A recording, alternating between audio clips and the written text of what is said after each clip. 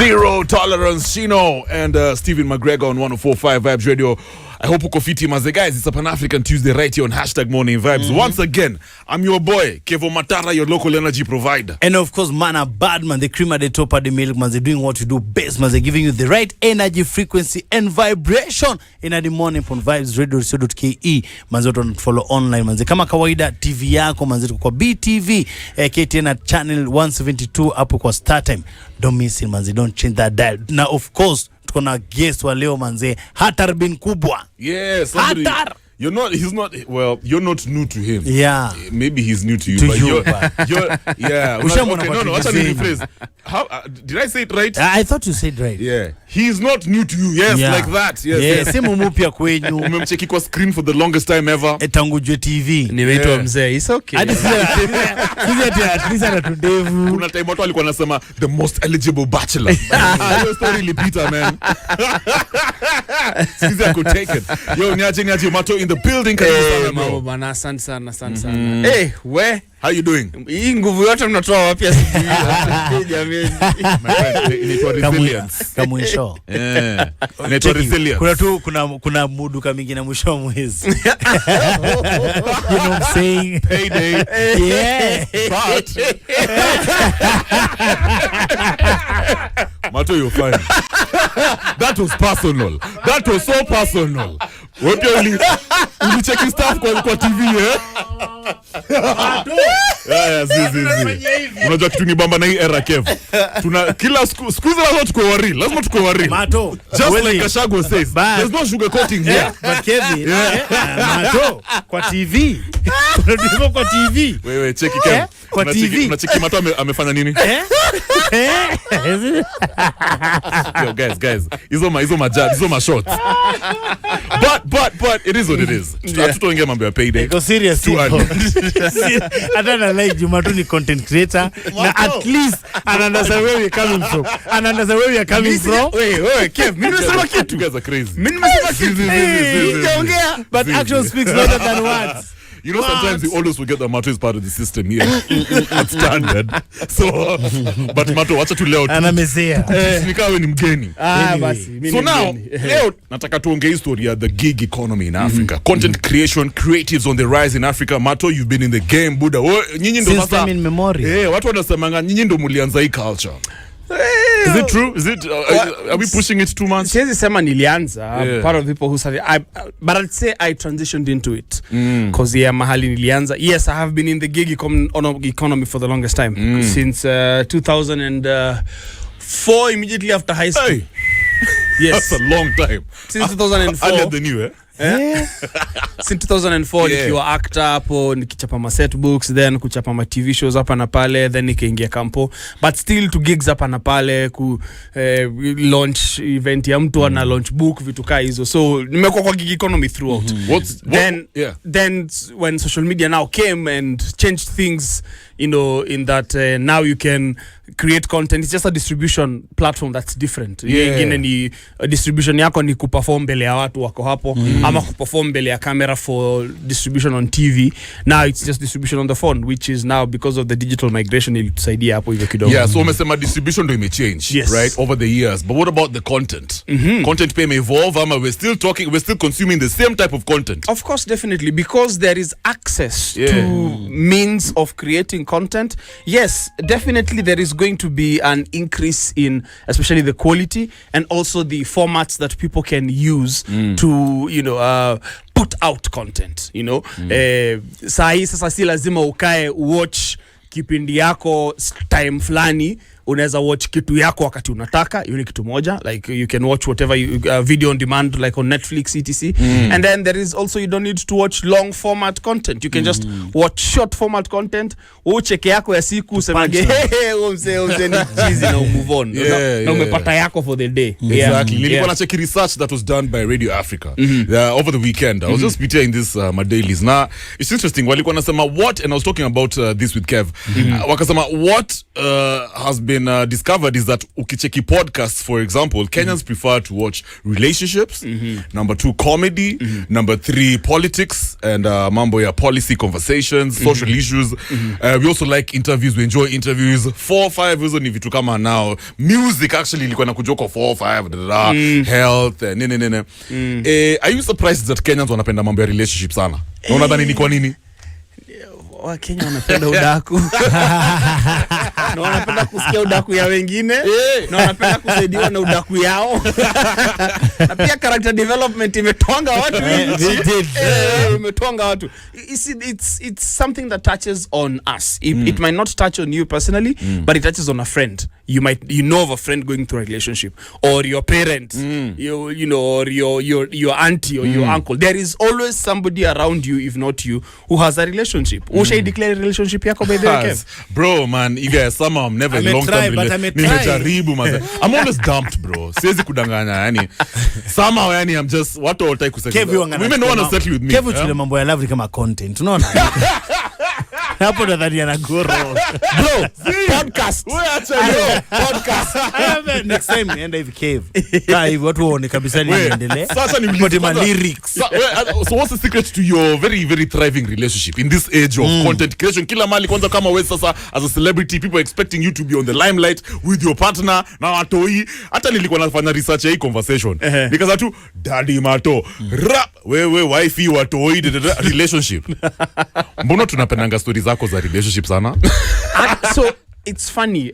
We just happen to both be content creators, and some of the content that we create resonates with a lot of people. Right. We really talk about more of the events in our lives more than our relationship. You know, it's not about oh I love you, you love me. Yes, tunapendana, hiyo ni yetu. Lakini wacha tuongea kuhusu zile vitu zinatu affect. Kama mtu yeye alizaliwa lakini hatuko tumepanga akam. Vitu kama hizo. Kuna watu wengi wana deal nao. Wana deal nayo. Wengi sana. Kuna ingine hapo ili happen mtoi alizaliwa kwa gari. Like okay. Was it true, bro? Yeah, true. Damn. Experience kama hiyo, you know, ukishare na watu kuna watu wana resonate. Yeah, like you know, the end. Yeah, kuna watu wata feel wanaweza saidika wakijipata kwa situation kama hiyo, because wife was lucky to have watched some content of somebody else delivering in the car, and she got tips and tricks on what to do immediately it happened to her. Not that she wanted to, you know, she planned to deliver in the car. Right. It just happened. But did you know Bien was born in a gari as well? Allah? Aya. Buda. Haukujua maneno? Alusa wa you. Madhaki alikuwa na rush kwenda hosi, walikuwa wanampeleka madhaki hosi. That's what he was saying, bro. Allah. Yeye nimediscover leo. Yeye content. But like let's talk about sasa history ya monetize content. Earlier today, once again tumechikiba hanye Buda, you know, one of the most talked about social media families, ama niseme celebrity families, whatever. Sasa kuna hiyo show yake The Bahatis, ama itwa something like that. Now people, especially young Kenyans, watu wanasemanga damn, if me and my boyfriend can be like that, tunaweza tengeza do. Unachikisa watu wanakuwa na hizi you know, that type of content on TikTok or nini. Does it still pay, for example, to create content constantly yenye sasa unaweza sema inaweza kusustain? Ama there are only a chosen few people when walianza kitambo, and those are the people who are thriving. For the newbies, ni hard. So I'll say this. One thing is for sure. The thing that social media content creation has done is that it has completely removed gatekeeping. You can wake up today, create content. There's nobody who's going to stop you from posting that content unless it's your parent who's saying sitakupatia simu na sitakuwashia wifi. There's no gatekeeping. You can wake up, put out content. Now, the gatekeepers will be the audience. The audience that you will create or the audience that you will first interact with. Because on ndio watasema hii content yako hii atuifeel. We rudi kwa drawing board, uchore hiki kitu tena, alafu urudi, you know? And there are those who out of the 90% ambao watasema hivyo, 10% watakuwa zile za hapa kuna kitu.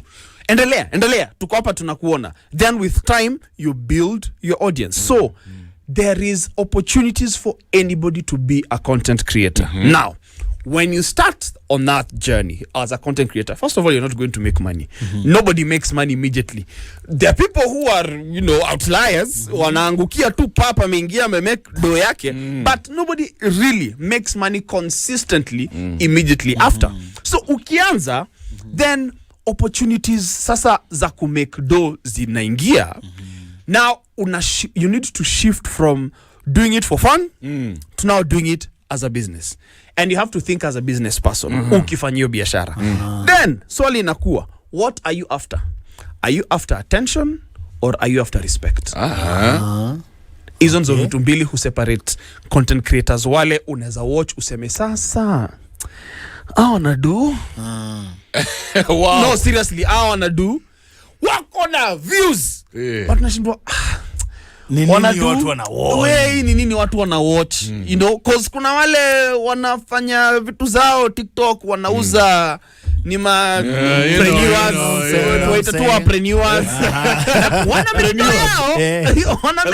wana make do yao na wanajenga manyumba, lakini sawa, ni attention, umechoose, longevity yake iko wapi?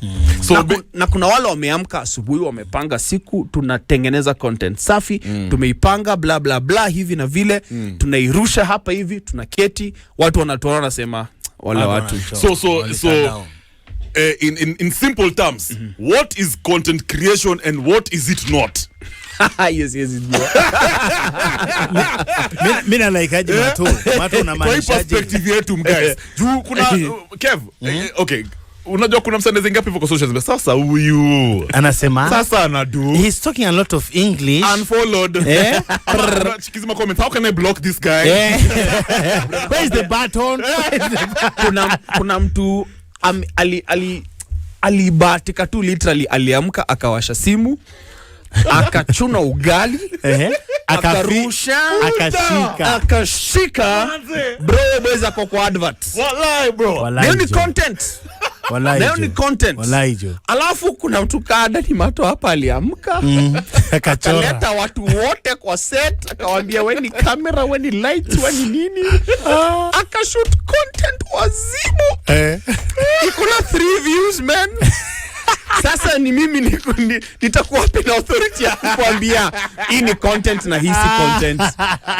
Everything is content. Mato, venye unaona mademo wanatoa simu wanashoot chakula, hiyo ni content. Lakini sasa swali inakuwa, una gather audience inakaaje? Audience yako inakaaje? Kwa sababu unajua audience, quality ya audience yako pia ina determine how long utaendelea kwa hii journey. Because kuna quality ya audience nyingine itaanza kudemand vitu zingine, wewe mwenyewe unaona hata uwezi decide audience yako, si hao kuja tu alafu ndo hao isn't it? But you see, the nature of your content draws the kind of people that you have. It's the same way wewe venye unakuwa na mabeshte wako, tukiona 1 2 3 4 5 na mabeshte wako, tunaweza kuangalia tuseme Kevo, tunajua unaweza come show me your friends. Show me your friends and I'll show you, I'll tell you who you are. Show me your friends. Hizo content tumeanza. Hizo tu ajaba. Kevo Mato na like sana ukiangalia so far kuna watu na feel unabonga fiti kuna mtu anachora content inapata 3 likes. Kuna mwingine anamka anarusha sembe anapata 1,057,000 million likes. Unashindwa nini na happen? Ni historia ya hii generation Z iko ambayo haitaki kusumbuliwa na mambo mengi kwa akili. Wana ni dakika moja anapita at least hiyo dakika 3 tu, hiyo 3 second asha get content ile unataka kumuuzia. Is it the way the people are selling their content ina matter, ama ndio determine mafans utakuwa nao, ama tu ni kuangukia? So Gen Z have something that we all did not have when we were growing up. They have gadgets, access, and they have options. Wako like wakati social media ilianza, ilikuwa kitambo, ilikuwa ni MySpace. I remember MySpace. Hiyo haikufanya fit. Then ikagonga Facebook. Sasa kila mtu akaingia Facebook. Do you know hadi sasa Facebook kuna cheliwase no shaandika ngawe on the sorry kwa kutoka. You're crazy. Your content. Pole kutoka content. Tuendelee. Pole Mato. Wala nikianga wapi kwani? Wacha win. That's so true, Kev. That's so true, bro. Since Facebook was started, since Kundwa was that's a good one, Kev. Damn, Mato. Damn. Then kidogo kidogo ndio Instagram, kidogo kidogo ndio TikTok. Options ziko mob, and I'm sure kuna ingine ita come up ya generation nyingine na ipick. And then options, si labda ulikuwa na option ya Motorola kingine kanapiga kelele yake yote ama Nokia. Hizo saa hii uko na smartphones za ranges zote, bei kutoka chini hadi juu. They have a lot of options, they have a lot of access. Sawa wanashindwa. Mbona ngangane na kitu moja hapa? Because also in terms of career options, they have a lot, or so they believe. Hiyo ni kitu moja, hiyo sitakuwa najua nimepigwa viboko nikisema hivyo. Kuna watu wamejam na wewe sasa hivi. Kuna watu wamejam na mimi hata si sahi peke yake kutoka kitambo. But cause wanasema mbona struggle na hii, yet ninaweza ingia tu ni create tu content alafu ni make do yangu. It's not that easy. And of course, because they have a lot of options and they have a lot of access, there is very little patience. Because ukiona kitu hai work unakimbia hapa. Sisi time yetu ilikuwa unashikilia kitu moja, unaenda nayo, unakufa nayo, una consume deadly, unaichapa, then ikijipa ndio uko okay sawa. Sasa iko Mbona struggle ni kitu. So I want us to take a break, Marto. Nataka tukirudi sasa tuongee story ya attention span. Wamesema social media imefanya, especially Gen Z, they have a very short attention span. Mgasa na cheki hivi 1 2 3 swipe 1 2, and now it's affecting even broadcasters, people in the mainstream media, hata content creators wengine wanasema yo bro, too long na your stuff ni 6 seconds. Manzi. too long guys. Cut it. Kev anaputa hapo content ya 5 seconds. How dare he? How? Can you just cut it to maybe 1:45 seconds hapo? I mean 1 minute 45. Ashalan. Guys, Martin Kivinji aka Daddie Marto is in the building with us. We're talking about the gig economy in Africa, trying to make sense with it. Kwa sababu yes, economy mituramba, but can we actually make a living out of creating content? Can it be another stream of income, so to speak? We'll be touching on that. Niko na Vibes Cartel up any weather. It's 8:38. Morning Vibes, where you are the MVP. No negative vibes. Any weather, Vibes Cartel on 104.5 Vibes Radio. #Morning Vibes. Now unajua tuko live by the way on channel 172. Yeah man, manze start time hapo manze pana hata manze KTNB TV ja Junior TV hata manili ya kitambo kaka great. Yeah, you find us. Tuko hapo Somehow. Na tuko na Daddie Marto. The one and only, the legendary, the fresh one. Manze unajua watu wengi cheki TV uje tunaongelea Mato mgani. Yeah. Hata afu kwa sababu nyinyi mnaanza conversation yenu. Haja hata mwanze na Marto. Why Marto? Who is Marto? Yeah. At least tuko hapo nje wameze babi kaambia wanasikiza issue yetu watu wako rada wanajua Marto ni nani. Yeah bro. Stay to the point.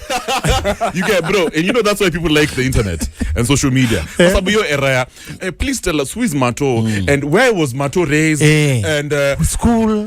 Hapa hivi kwa show. Who cares? Bro. Mingi nimejibu swali mara 20. I know. That's one thing I like about the internet. Internet inakuanga na straight talkers. Marto si direct kasa Marto si content yako ina make do. Sasa unasikia sasa hiyo access ya information venye mtu anaweza get immediately. So ni imagine Gen Z amezaliwa time yenye kuna internet. Information yote alipata kutoka akiwa mtu yeye kitaji. Wewe ukihitaji ku research, ulikuwa unahitaji kwenda library.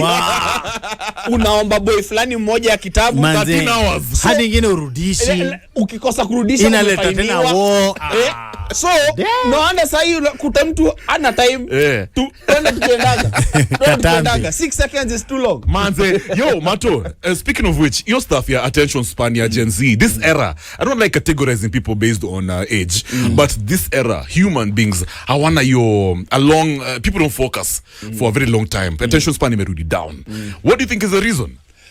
I mean, just like I said, it's access, and you see when you have options, right? Acha tuko tu yenye watu wanapenda relationships. Yeah. Wakati unajua huyu ndio peke yake ni wako. Yeah. Na ukwame unajidanganya. Vile unani wewe na ni yeye, wewe usiseme ni mimi na wewe. Sema yako hapa. Ni mimi na yeye. Acha tuole ule yako kwa TV. Ni mimi na yeye. Tuko na yeye ndio pekee ako kwa reda yangu. Ataniwa atanipea nonsense mingi but nitavumilia juu yeye. Lakini nikikaa hivi nikijua na nisumbua sawa. Next Piki ponki. Hapo unasumbua. Piki ponki. You have options. Uta focus. Utaki kusumbuka. Nanye cha kweli hakuna mtu utaka kusumbuka. Na Mato kiangalia, do you think itakamkuwa affect along the way apart from mambo ya social media hadi leave it yao? Definitely. I mean, when you don't have consistency, you don't build the muscle. You don't build a muscle to either pitia mashida, because you see, when the going gets tough, it's the tough ones that get going. So when you don't vumilia when things are tough, right, it's not. And the funny thing is, sahi wa Kenya venye tunasema tuna struggle, vitu zita get better, not that zita get better ki economy, ni sisi tutakuwa na njia, tutakuwa resilient, tukuwe na njia ya ku handle hii situation, no? Sisi ndio tume improve, tumeacha ku complain sana, sasa tuna hustle even more. Unajua Kenya hiyo ndio kitu tunatandika na serikali, tunaongezea. So Jenzi kama hana hiyo, ana feel serikali inanisumbua, acha nitoke, acha niende nchi nyingine. Kwa hivyo ndivyo maana wengine wanafanya, acha niende nchi nyingine. Hii Kenya hii imenichosha. Huko ukute ni mashida zingine. By the time useme unarudi huku, watu walisonga. Na wakaenda. Umesema story ya resilience. Unacheki hiyo ndo mimi na Kevo, it doesn't really, we don't like that word, but itabidi tumekuwa resilient. Like you said, it's our nature. Tunakuwa creative because things are naturally very hard right now. Economy imeturamba sana. That's the big conversation online. Africa's youth population is big sana, bro. And the people are taking advantage of social media. Watu wanasema, okay, this is an alternative income stream. Yes. But ukiangalia content creators wenye wako majuu, right? And you compare the ones who are here with us, Kev. What wanasema majuu somehow, they're paid more. Definitely. What is wrong with our content creation space? Why are we mbona tulipi fiti? It's not that. Why I don't know what's going on. I want to change into our currency. It's not that. That's true. It's not that there is something wrong with our space. Ni kwa sababu so ukiangalia kitambo, vitu ziki happen majuu. Let's just call Europe, the Americas. By the time zilikuwa zinafika Kenya ama Africa, zikifika Africa kwanza zilikuwa zinafika South Africa ama Nigeria, alafu sasa ndio zinakuja sasa Kenya. The period of time inaweza kuwa ilikuwa between 3 to 5 or 10 years before ifike Kenya. But hiyo gap unarealize inaenda ikishrink. Right. Siku hizi kitu inaweza launchiwa February, uko by August iko Kenya tayari. Mimi ndio na nyingine Mato, kuongezea tu nguvu yako. Kitu kinalaunchwa February, lakini wa Kenya already January tulikuwa nayo. Trust Kenyans. You don't know Kenyans, you.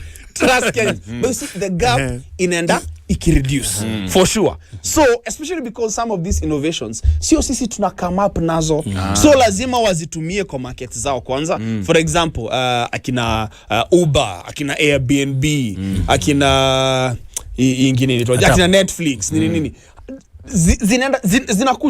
zinakuja bado.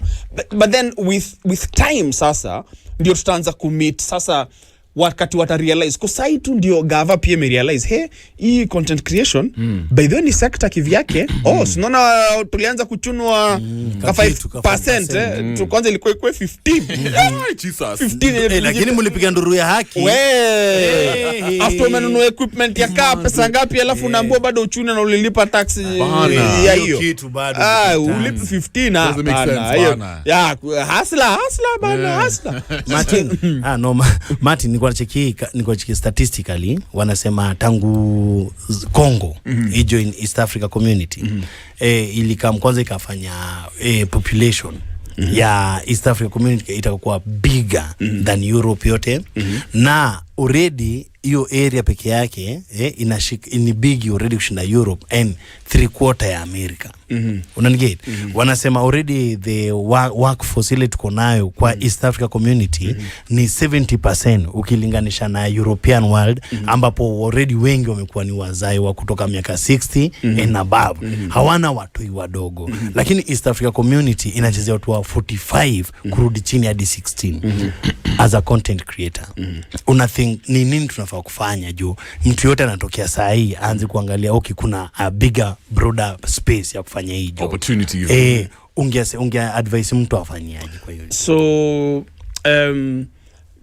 hizo numbers ni fiti, but I think we should not forget that kuna challenges zenye tuna deal nazo as East African community ambazo haziwezi tuweka at par na Europe. Right. For example, tuna deal na issues kama poverty, lack of education, like percentage, like especially hata ukiangalia DRC peke yake, percentage ya lack of education na pia watoi child labor, civil strife, hizo vitu zote. Na sana ni kwa sababu ya of course resources zao na the powers that be wakijaribu kugawanyisha country yao so that they just purge, you know. So kuna hizo issues tunadili na. So hizo numbers ni fiti ndio, but huwezi unajua ni audience. Audience ndio ina determine audience reach na engagement ndio ina determine value ya job yako. Right. Okay. Majuu Kim Kardashian alikuwa socialite hata kabla kukuwa na social media. Yep. By the time aingia social media ilikuwa tu ni immediately. Beyonce aliingia hivi day one. Ali take time kabla ingie. Aliingia hivi tu day one. Akagonga milioni within a few hours. Right. Na nasonga kisonganga because uko wako sijui 100 million na pesa yao ni mingi. Pesa yao per person ni mingi kuliko yetu per person. Unacheki? So wakiwa na more spending power, of course corporates wata spend more na wata make more money. Kutai in pia na ile question yako. So tukirudi huku tuko na watu wengi ndio. Watu wengi sana. Lakini watu kama hawana kakiru. Unawauzia nini? Because at the end of the day unajua social media ni kuuza. Ni marketing. Ni marketing. Hata kama ndio ni kueducate pia na ni kuinform, but ndio umake hiyo do, hauta make do tu na kueducate na kuinform. Let me ask you, for example, kama umepata client ama a prospective na amelekana kwa Mato, I like your stuff. What determines your worth? Is it numbers ama kuna vitu zingine? Watu ujivalue different. Kuna watu ujivalue na ile shida wanapitia hiyo time. Juu labda shida yangu saa hii inaniambia sina rent na we unataka kunipatia hiyo rent yangu ya hii mwezi, nitachukua. Na kuna ule mwenye amebuild profile yake anasema mimi job yangu according to zile costs ni 9k ndio ni make do na pia nilipe watu wangu, hii ndio ile amount ninafaa kulipisha. Right. Na kuna ule ndio mwenye anaanza bado anahitaji kumeka footing kwa hii system. So anakuuliza uko na ngapi? Okay. Unanirushia. You know? So people are at different levels. So where's somebody this is the one. And that's why it's so hard to say ati kwa sababu mtu ako na 1 million followers ati ataitisha do mob. Utakuta ako na 1 million followers lakini engagement yake imeenda chini over time. Yeah. Na mwingine ako na 10,000 lakini wote 9,999 wako hapo. Let me ask you Mato, ukicheki sasa for example, we are all of us over here kwa space ya mainstream media. Na tumekuwa hapa for a long time. But tunalewa game. And one thing I like about this show, it lazima sini wa true. People in this space, companies are struggling to make money. Most of the time, hata nikiongea na commercial hapa hivi stand out na nasema, Kev man, influencers are messing up the game. Social media may mess up game. Imefanya hata ma companies zingine zime review their rate card.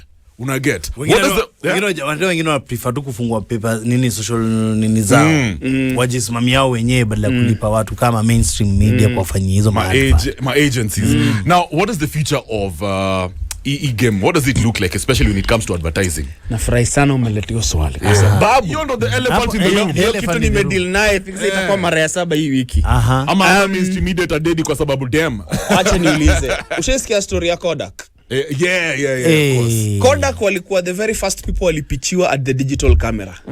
Wakasema, unatuambia nini? Ati watu watoke kuosha picha. Wafanyie kitu ati inaenda kwa kadi, wewe acha zako wewe. Kidogo pap bankrupt. DSLR ndio imepick. DSLR mpaka evolution ya DSLR mpaka imefika hadi kwa simu. Ndio hiyo technology imeenda ikicompressiwa imefika hadi kwa simu. DSLR iko mpaka sahi na within DSLR wana evolve bado. Cameras ni tofauti within hiyo.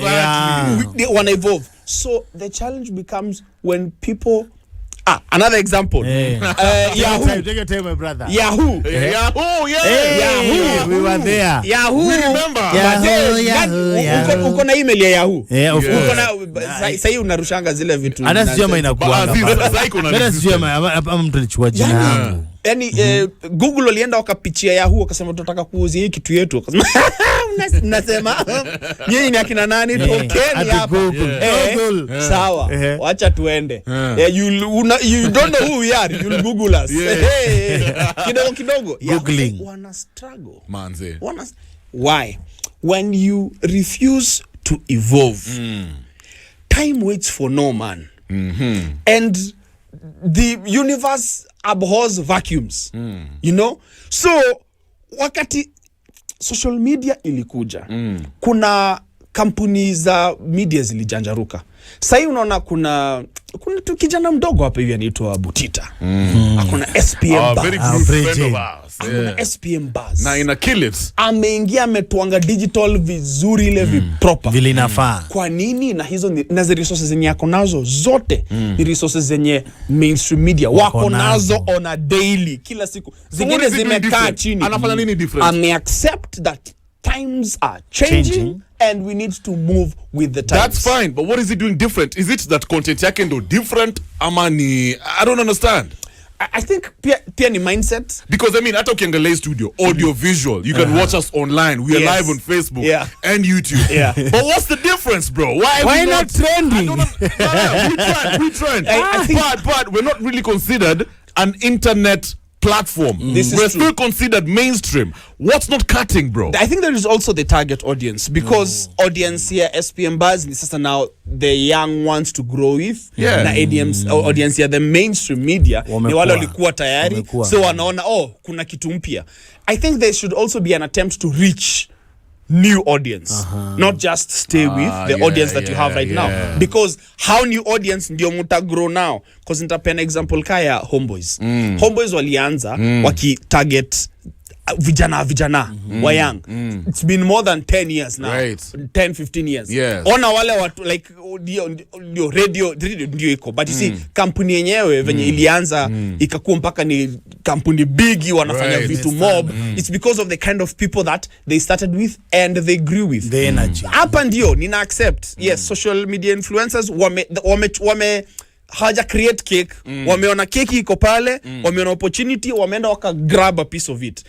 I'm also hata mimi hapa nikiwa hapa watu wa commercial pia na programs control na muuliza is how, anasema hakuna pesa. Anasema sasa tutafanya nini? Tafuteni huko alafu mkuje tu bado mfanye kazi, you know. So tunatafuta na bado tunakuja, cause lazima ujiweke where things are moving towards, because evolution is very important, which is how I ended up in this space. Like you heard, I started in 2004, but bado niko relevant. Kwa nini? Kwa sababu na evolve. Na ninajua bado kuna kitu ta happen, vitu zita change, and now venye tuko saa hii, venye mimi niko saa hii, kuna kama kengine katatokea mahali kana. As you're talking about, as we wrap up, umesema you're open to changes, na evolution is constant.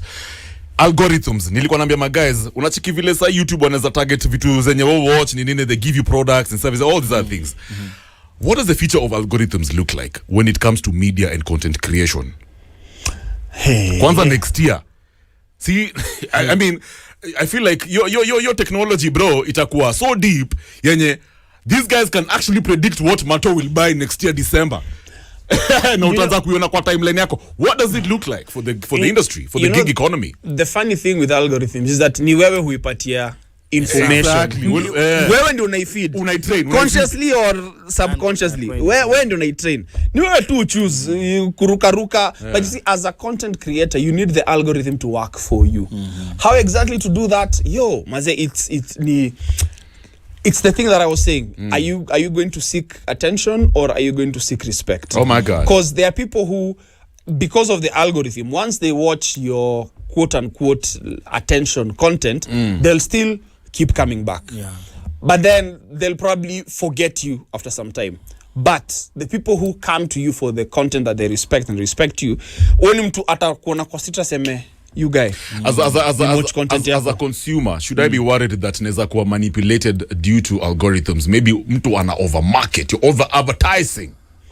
Should I be worried that, for as long as the core of what you're consuming is pegged on selling you something, ni wewe tu uombe tu mfuko yako itaweza kustahimili kile ambacho unauziwa. Na like bro. And that's how we wrap up this conversation. Imekuwa deadly, short and sharp. 1 hour deadly.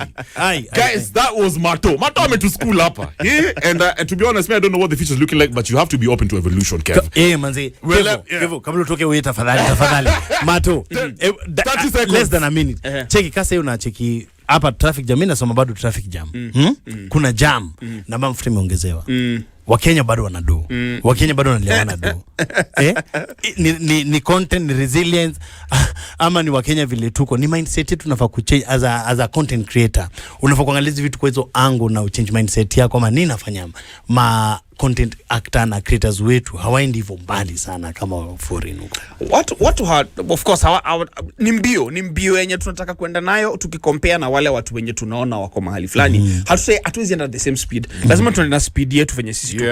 And si ati ni kwa sababu watu wako na pesa ndio sababu magari ziko kwa barabara. Hapana, ni kwa sababu lazima ulikaza mshipi mahali, ulingoa kama uliko ukikula nyama kila wiki, umetoa nyama sasa mnakula managu huko kwa sababu lazima uende kazi. Na option ni either uchukue matatu ama uende na gari yako depending on kazi yenye unafanya. Kwa sababu kuna wenye kazi yao haiwezi kubali uende na matatu. You know, kama wewe ni driver wa Uber, utatumia hiyo gari, hiyo ndio kazi yako. I have to cut you short there, bro. Imekuwa real sana, bro. Always a pleasure hanging out with the brother Marto Kithinji, aka Daddie Marto. Next hour, Waire and the gang are going to be here, and one Cleon Oguya plus Rico Beats Yamaha Road Music Challenge by Yamaha CFAO Motors. We're going to be talking about that right now. Time for the news with Aseto. Ni saa 3 kamili. Keep it locked and don't move. Positive vibrations on the morning vibes.